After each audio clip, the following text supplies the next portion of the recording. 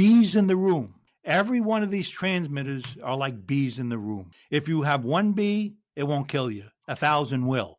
So all you got to do to literally eliminate any severe dangers to your own body is by moving them away. The cell phone, turn off the transmitters. You have 3 transmitters I described before. Turn 2 of them off and make sure it's 4 foot or more away from you, and you're perfectly safe. It's a matter of managing your environment. You are the architect of your own environment, so you control it.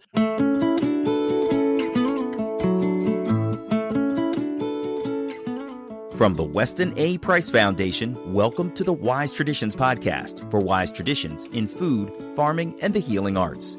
We are your source for scientific knowledge and traditional wisdom to help you achieve optimal health.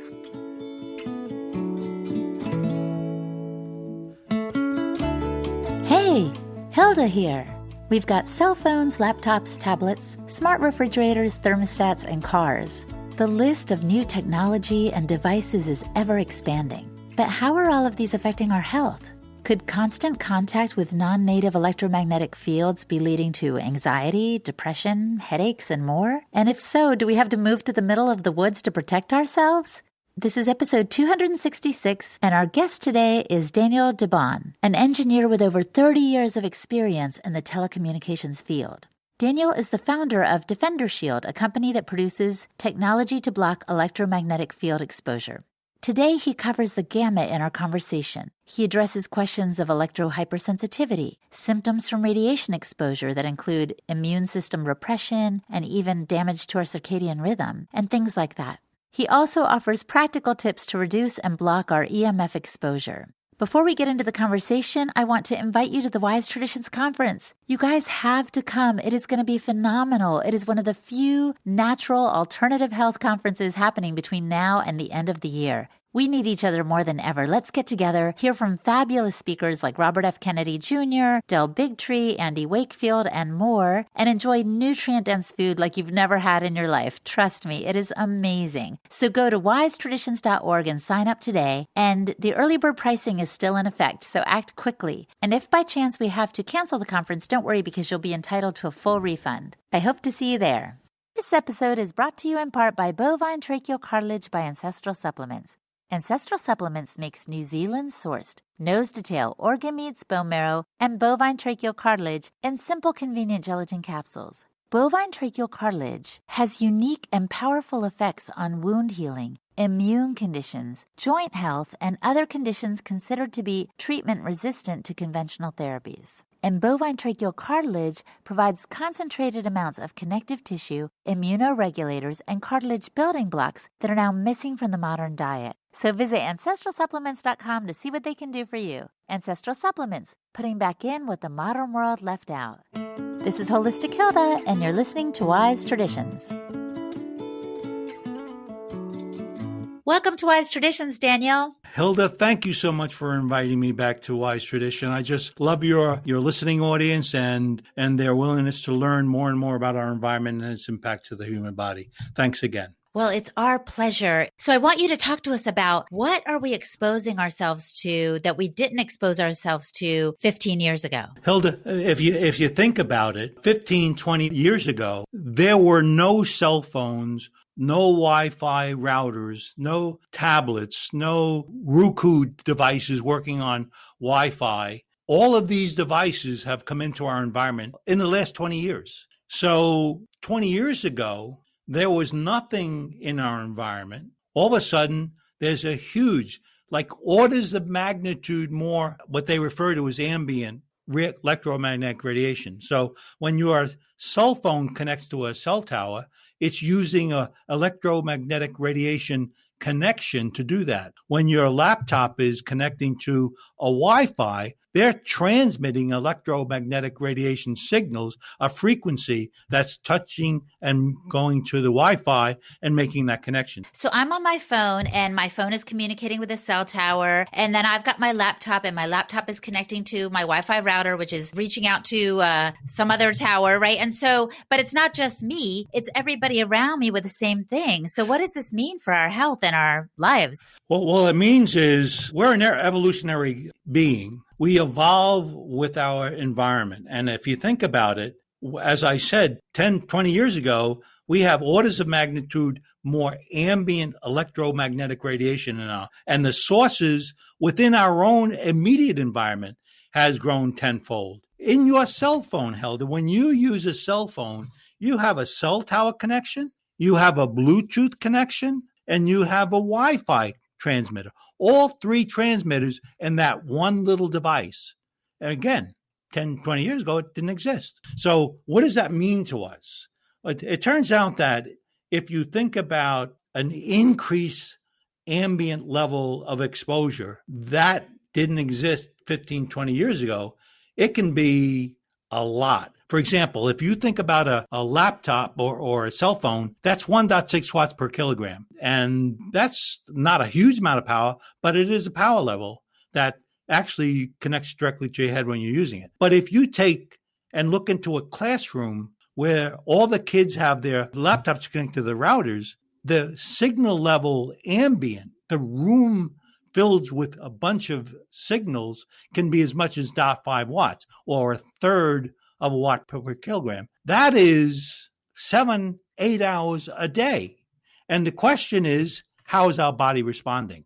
That's exactly what I was going to ask you, because I was thinking, you said we're evolutionary beings, we're changing according to our environment. So some people might shrug their shoulders and say, okay, so what's the big deal? We have something around us that we didn't have 10, 15, 20 years ago. What's the big deal? It turns out that it's actually a pretty large deal, because even though this has only been around for so little bit of time, so was the research. But in recent 5 years or so, from the last time you and I spoke, the Network Toxicity Program of the federal government released a report that says a cell phone can create a DNA damaged cell in the frontal lobe. It also can do it to the heart. It can mutate and become cancerous. So that didn't exist the last time you and I spoke. Mm-hmm. What we also know is that's been reinforced with the Ramazani Institute. The Ramazani Institute did the same thing as the federal government that spent $25,000 in their study, and they found the same thing. The importance of this is its statistical significance. That is, the populations were so large that they can say with a confidence level that frontal lobe and heart cancers can emerge from direct exposures. But Helder, I'm not worried about that. You're not? Believe it or not, I'm not worried about that. I'm worried about the neurological, the physiological, the body pains our body has, the burning sensations, the stress to our body. And that's what we may want to talk a little bit about today. Yes, because I understand you have connections to a bunch of clinics that are seeing some patients coming in who are complaining of different ailments that may be related to their radiation exposure. Yeah, actually, funny you should say that, because I was talking with a practitioner recently, and well, actually, I'll tell the story a little bit further. Yeah. I have a biochemist who's a business associate for years. She works with clinics, and her and I used to talk about a cell's a cell. And a cell doesn't make up a different way of responding in a toxic environment. In other words, when you have a volatile organic compound, like a smell of gas, and you get a headache or your eyes hurt as a result of that, your body's responding to that gas. That's a toxic gas. Mm-hmm. And that same reaction is now being seen from electromagnetic radiation. And in fact, what science is talking about today, and clinics are seeing more often. Well, you've probably heard of oxidative stress, right? Yes. Oxidative stress is free radicals and antioxidants being imbalanced. That's creating electrical differences in the cells, by the way. But now there's, in recent last few years or so, cell danger response, CDR, which is an evolutionary cellular biological response, which is from chemical exposures, physical exposures, microbiome exposures. That is, the outside environment touching the body has evolved to the extent where if it sees that stuff, it says, wow, I got to stop working. I got to protect my cell. I'm not going to produce the protein I need to and coordinate it to the next. I'm not going to take the oxygen I should to try to preserve my cell.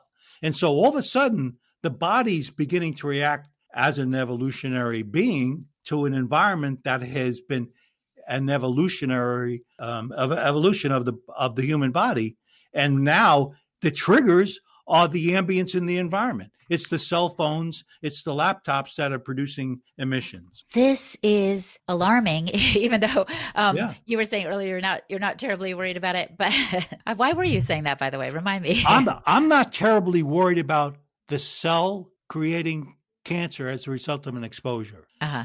That I'm not worried about. That percentage is quite low.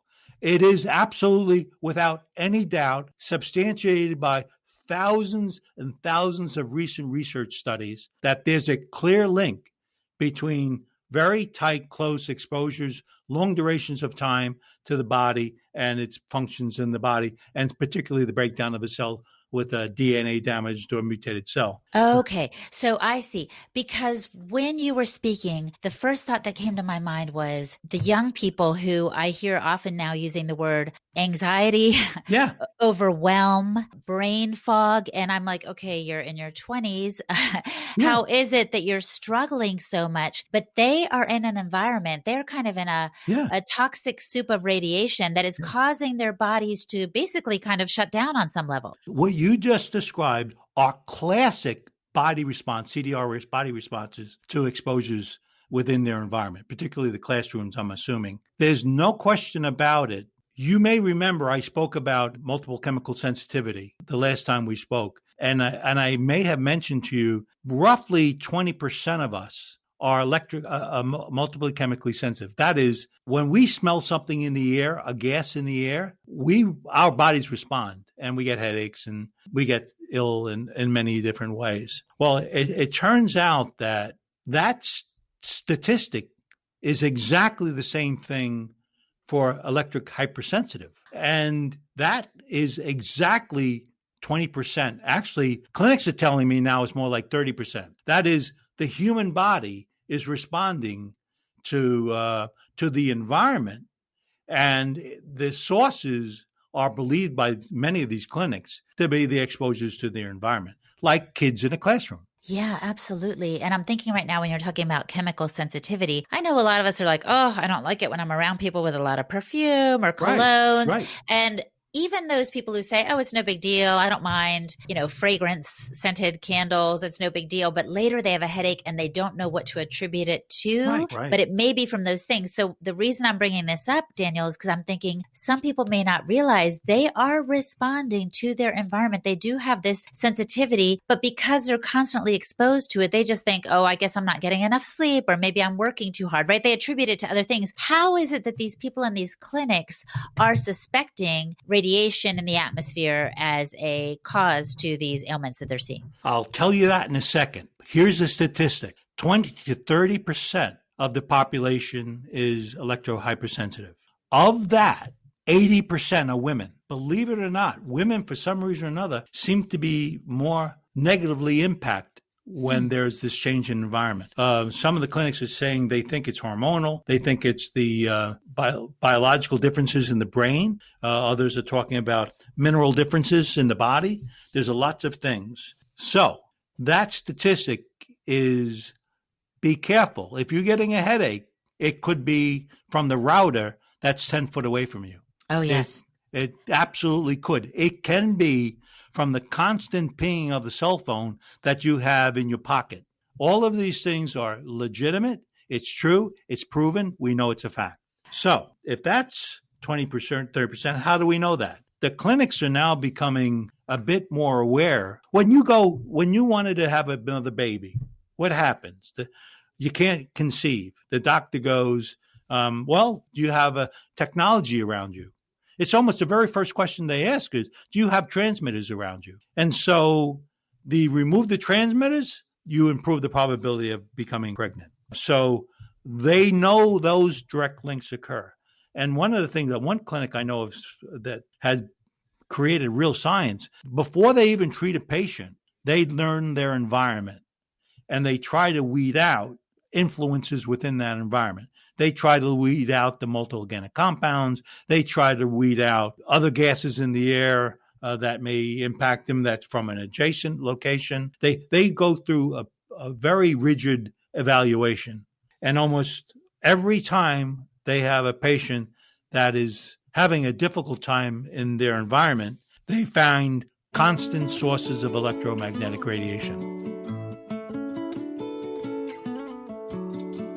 Coming up, Daniel gives practical tips that we can apply right away to reduce our exposure to non-native electromagnetic frequencies. You're listening to the Wise Traditions podcast from the Weston A. Price Foundation. We pause now to recognize our sponsors. Thanks to many people just like you, North Star Bison is celebrating over 25 years of healing the land and feeding people well. Their focus from day one at North Star has been to raise meat as nature intended, to regenerate vital native habitats that sink mega amounts of carbon, which improve air and water quality, and support native wildlife, trillions of insects, and even fish, all while providing nutrient-rich, deeply nourishing foods that taste amazing and leave us feeling satisfied.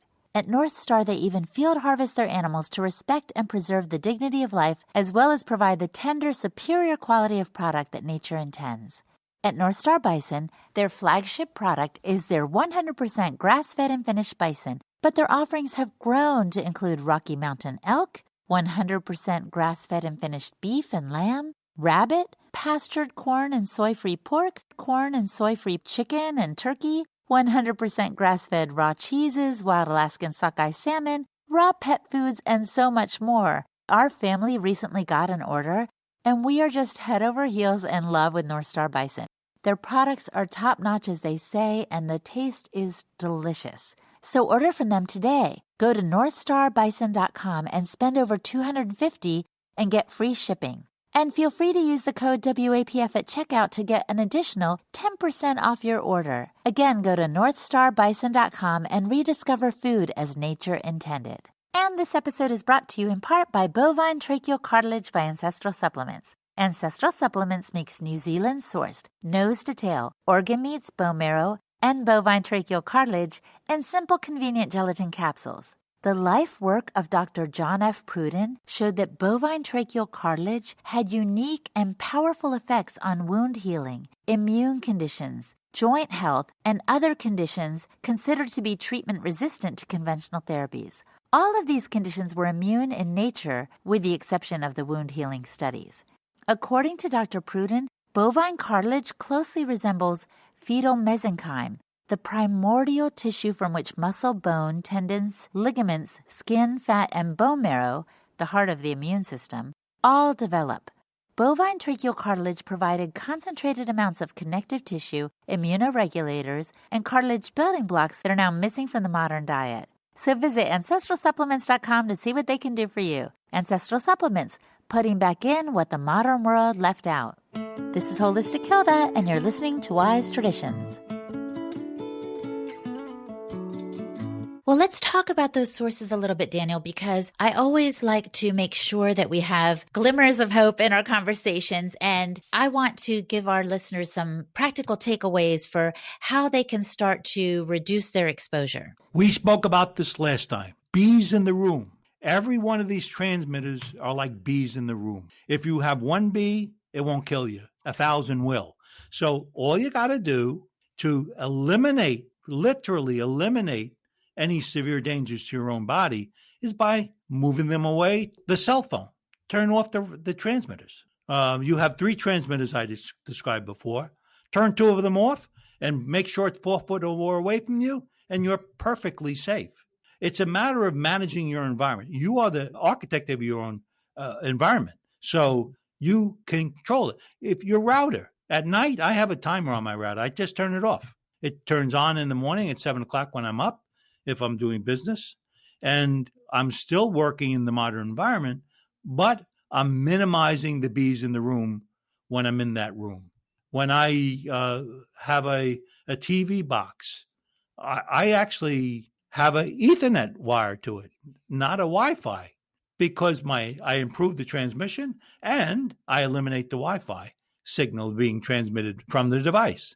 So it's a matter of, this is not a time to get distressed. It's all about making sure you understand your own environment, take actions to reduce those bees in the room, and you're perfectly fine, believe it or not. I love that. And I think it's good to see where the bees are located. Like you say, the further away, the better. I was at a friend's house the other day, and I noticed that her Wi-Fi router was in her kitchen. It was right near the place where we sit down to eat. And I was like, oh, no. No, actually, you should put that router in the farthest part of the house in a closet somewhere that no one ever goes. You're still going to have access. Exactly. Right? And another friend of mine works in a place where she said the Wi-Fi router is right above her desk. Wow, that's crazy. The problem with that is it's constant load, right?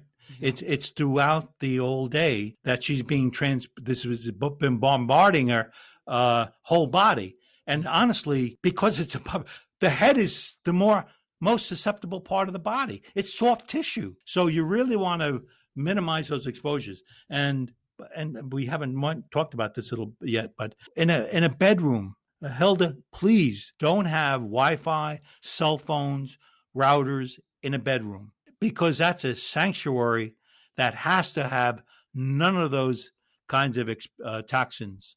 Why? Because it's screwing around with your circadian rhythm. When you have a cell phone next to your bed, it's screwing around with your pineal gland. It's literally disrupting melatonin from being created. And so you don't want that near it. Why? Because you need your circadian rhythm so your body improves and rebuilds during the night. Exactly. I heard someone say what people don't realize is it's like we're all little batteries, right? And so we are electrical beings, human beings. And so what happens is our circuits get thrown off by all of these other waves that are coming at us. That's what I hear you saying. Yeah, there's no question about it. In fact, when I was in the telecom business, I used to look for crosstalk between one system to the next. That is, the transmission of one system can interfere with the transmission of another. And what we now see when you have devices close to you like that, it is truly interfering with your electrical systems and disrupting your systems. And the example I mentioned about the pineal gland is a crosstalk. This transmission's interfering with internal biological responses. In fact, by the way, the clinics are noticing in the frontal lobe, they can actually measure the electrical conductivity of the body. And when it's reduced, they know it's being artificially interfered with from emissions within their environment. So you're absolutely right. The magnitude of the body response can be significant with some very little kind of emissions crosstalk. When I mention CDR, what happens with the CDR when it says, I'm not going to talk to my neighbor, I'm not going to respond, I'm going to try to save myself. When it gets into that space, there's a reduction of oxygen, which is carbon monoxide buildup. The ratios change in the body. So that's not good. And oh, by the way, it screws around with your gut. Right. Yeah. I'm so glad you brought that up, because I was going to ask you, we mentioned headaches, we mentioned problems with fertility. What other symptoms might we be experiencing that are related to our radiation exposure? So your eyes may hurt, your ears may ring, you may have a problem sleeping, you have headaches, you're nauseous, you have fatigue, your body aches. And here's one that is, I think, becoming far more important than all of us realize. Depression and anxiety. That's all frontal lobe control. And I'll tell you a little bit about what the clinics do about that in a minute. But there is a stress that's occurring in your body, and that creates irritability, flu-like symptoms, concentration problems, loss of vision. There's a litany. When you have electromagnetic radiation exposures, it is suppressing your immune. Dr. Ollie Johansson did a study a few years ago, and he's proven that the immune system is suppressed under these circumstances. So if you have a gut that's not quite working properly, it is really going to be difficult for the body to fix itself if you don't minimize these exposures, because these are now exposures that are your body's responding to, and you want to make sure that the body's in the best condition for it to respond to these kinds of toxins in the environment. Absolutely. And so I love some of your practical tips about moving those bees away, Yeah.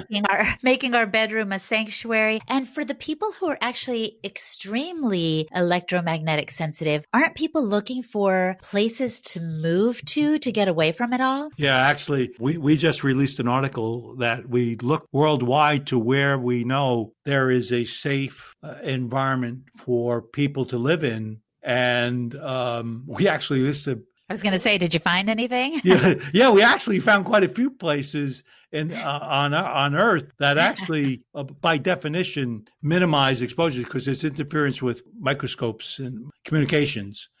So we actually have quite a number of places in the world. I'm trying to get the list of where some of these are. Yeah, that'd be great if you could tell us some. Yeah. I'll keep it in my back pocket because I feel like, honestly, those of us who live in apartment buildings or cities are necessarily going to get more exposure from our neighbors' Wi-Fi networks, from the cell towers. I don't think I told you this, Daniel. This is actually very, very alarming. I don't want to alarm the listeners, so I might cut this out later. But we're looking around at houses and thinking, oh, should we move to the country? We're tired of the city. And we did this like searchantenna.com where you can see how many cell towers are in the vicinity in a 2 or 3 mile radius. So we'd see a house and it would have 0. We'd see another house that had 2. And we saw a house with 5. And I was like, oh, that's too many. When we got home and searched our own home, there were 22 towers in the neighborhood. And I was my like, goodness we really do want to move. But anyway, it's alarming. So we're doing what we can to mitigate our exposure locally in our own home, but we're still being bombarded. So talk to us about places where we can go where we might minimize our exposure on a broader scale. Believe it or not, West Virginia, Green Bank, West Virginia.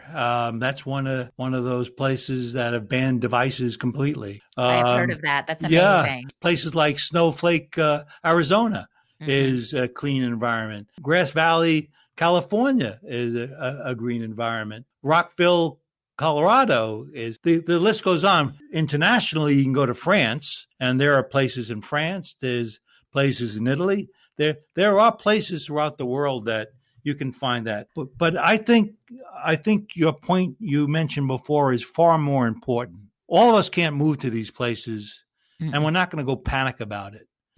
But what we have to do is make sure that we control our own environment. When you have a smart meter on your house, people ask me, what should I do? I'm panicking. It's not good. Well, if it's on the garage and you have 2-car garage and your bedroom's on the other side of the garage, there's literally nothing to worry about. It's a spurious transmission. It's over 25 foot away from you.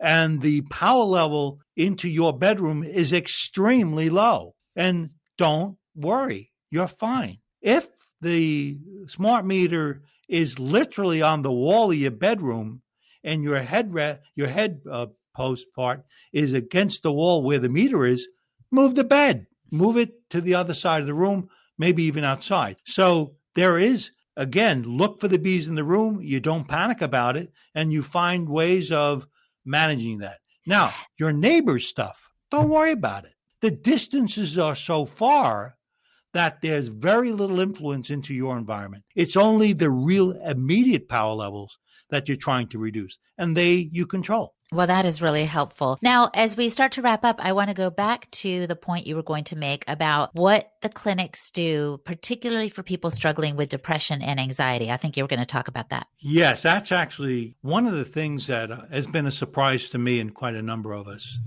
It turns out that people who are being exposed to these ambients, particularly the hypersensitive, one of the very first things that gets disrupted is brain pattern.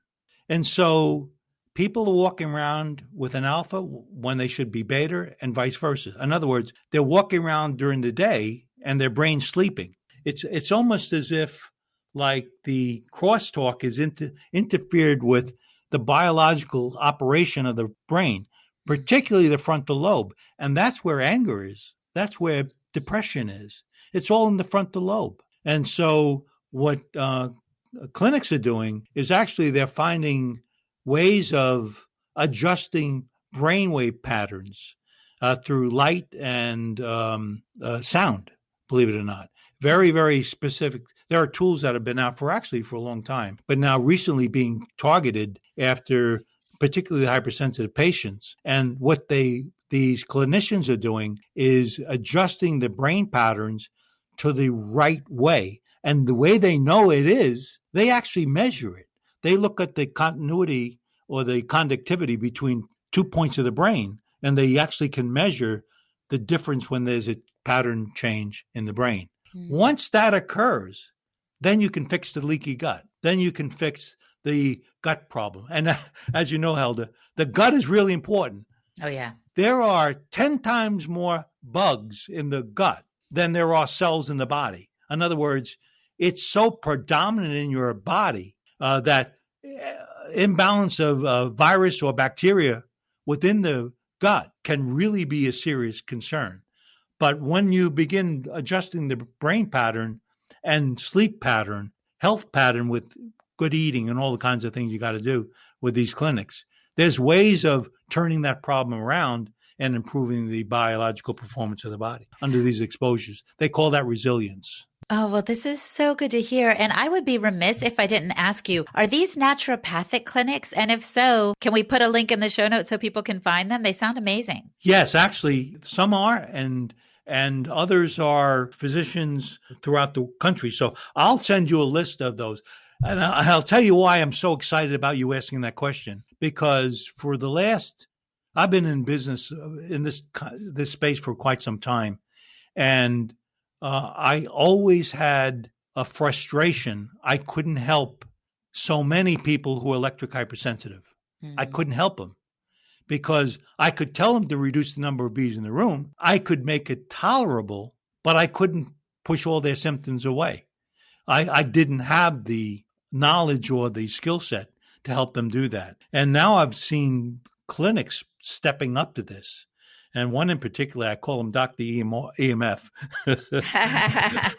because he takes people who we know are in IT environments, constantly exposed all day, that literally can't even take a walk into the clinic. They have to use a wheelchair. And after several sessions with adjusting the brain patterns, the pineal gland, all the kinds of things that they got to worry about, the brainstem, believe it or not, is so important for balance, for example. He brings control into that, the clinic does. And he has turned people who were severely hypersensitive and now are living close to a normal life. I think it's spectacular that the medical community is beginning to step up to this. Okay, so we will put a link in the show notes to some of the resources that you have and Dr. EMF. Yeah, Dr. EMF, that's what I call him. That's awesome. And we'll put that in parentheses so people can find it. And so now I just want to wrap up with a question I often pose at the end here. If the listener could do one thing to improve their health, Daniel, what would you recommend that they do? Maintain a strong exercise regimen. I'm over 65 years old, and I think I've helped reduce the evolutionary path I'm on because I do yoga. I do walking. I don't run anymore. I found power walking is better for me. And so I would say, don't underestimate the benefit, the psychological, the brain and body, and the balance that you get from a good, healthy regimen of exercise. That's excellent advice, a fun note to end on. I really appreciate your time today, Daniel. Thank you so much. Thanks so much, Hilda. I appreciate you inviting me again, and thanks so much. Our guest today was Daniel DeBaun. Visit his website, DefenderShield.com. And I'm Hilda Labrada-Gore. Check my website out. It's HolisticHilda.com. And for the podcast show notes for this and every podcast we put out, visit our website, westonaprice.org, and click on the podcast page. And now for a review from Apple Podcasts. Grateful for the inquiry you provide from Wild and Free Always. Thank you for continuing to provide insightful, thought-provoking, and genuine information and inquiry. The science is never settled. At a time when critical thinking is ever more essential to the future of humanity, thank you for your voice and the voices you bring on to continue the inquiry. Ever grateful for this. Wild and Free Always, thank you for your review. We are grateful for that. You are also welcome to post a review for us on Apple Podcasts so we might give you a shout out on a future episode. And that's it. Thank you so much for listening, my friend. Stay well. Hasta pronto.